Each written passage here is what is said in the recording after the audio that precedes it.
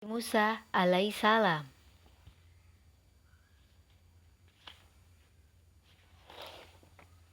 Nabi Musa alaihissalam adalah putra dari Imron. Dia bersaudara dengan Nabi Harun alaihissalam. Nabi Musa alaihissalam lahir pada saat Mesir dipimpin oleh Raja Fir'aun yang kejam, seorang raja yang menggiring rakyatnya kepada kesesatan.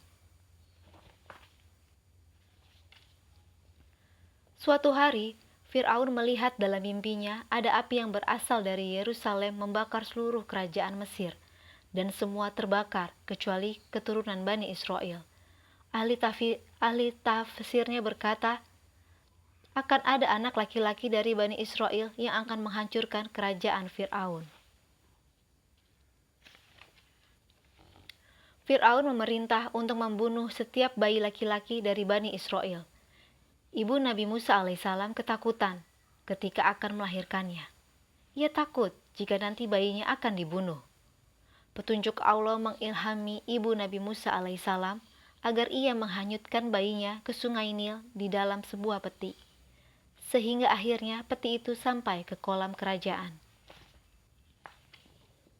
Peti itu ditemukan oleh istri Fir'aun yang bernama Asiyah. Ia mengangkatnya, kemudian dibawa untuk ditunjukkan kepada Raja Fir'aun. Raja Fir'aun kaget dan ingin membunuh bayi itu. Tetapi Asiyah meminta Fir'aun agar tidak membunuhnya, karena ia sangat menyayangi bayi itu. Asiyah memberi perintah kepada semua pembantunya untuk mencari seorang wanita yang akan menyusui bayinya. Sekian banyak wanita datang ke istana untuk menjadi ibu susu Nabi Musa alaihissalam.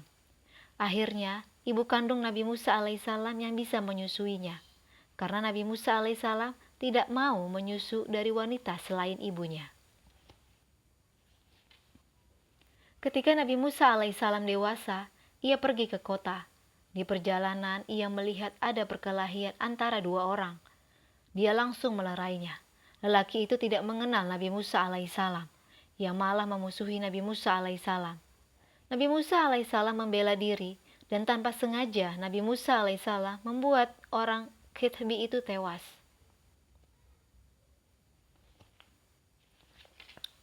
Berita itu terdengar oleh Fir'aun. Ia marah dan memberi perintah kepada prajuritnya agar menangkap Nabi Musa alaihissalam. Akhirnya Nabi Musa alaihissalam meninggalkan Mesir. Dalam perjalanannya, ia bertemu dengan para penggembala yang sedang menimba air di sebuah sumur. Salah satunya adalah putri dari Nabi Syuaib alaihissalam yang kelak dinikahinya. Musa alaihissalam kembali ke Mesir bersama istrinya. Dalam perjalanan, ia melihat api yang menyala. Ia mendekati api itu. Ternyata api itu melekat pada sebatang pohon dan anehnya pohon itu tidak terbakar. Kejadian itu tertulis dalam Al-Quran surat Al-Ghasah ayat 30-32. Itulah wahyu pertama yang diterima Nabi Musa alaihissalam. Setelah sampai di Mesir, Nabi Musa alaihissalam menghadap Raja Fir'aun. Ia mengajak kepada jalan yang benar menurut petunjuk Allah. Ia menunjukkan mukjizat dari Allah kepada raja. Fir'aun yang takabur menjadi marah. Sang raja memanggil para penyihir untuk menunjukkan kekuatannya. Para penyihir merubah tali menjadi ular berbisa yang mengitari Nabi Musa alaihissalam. Kemudian Nabi Musa alaihissalam melempar tongkatnya ke lantai dan menjadi ular besar yang menelan semua ular buatan para penyihir. Betapa terkejutnya para penyihir itu. Mereka langsung mengakui kehebatan Musa alaihissalam, dan mukjizat yang diberikan Allah kepada Nabi Musa alaihissalam adalah benar.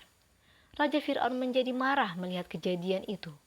Maka seluruh prajurit dikumpulkan agar menangkap Nabi Musa alaihissalam dan menghukum Nabi Musa alaihissalam beserta pengikutnya.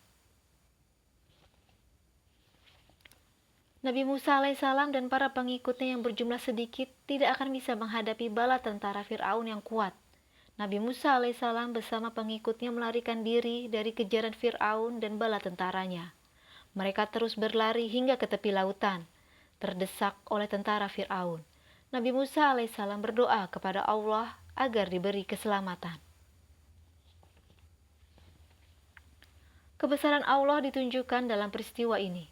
Allah memberi jalan keluar dengan memerintahkan Nabi Musa alaihissalam untuk memukulkan tongkatnya ke laut. Kemudian, laut itu terbelah menjadi jalan yang besar untuk mereka lalui. Fir'aun dan pasukannya mengejar ke tempat itu. Allah selamatkan Nabi Musa alaihissalam dan orang-orang yang bersamanya. Kemudian, kami tenggelamkan Fir'aun dan pasukannya.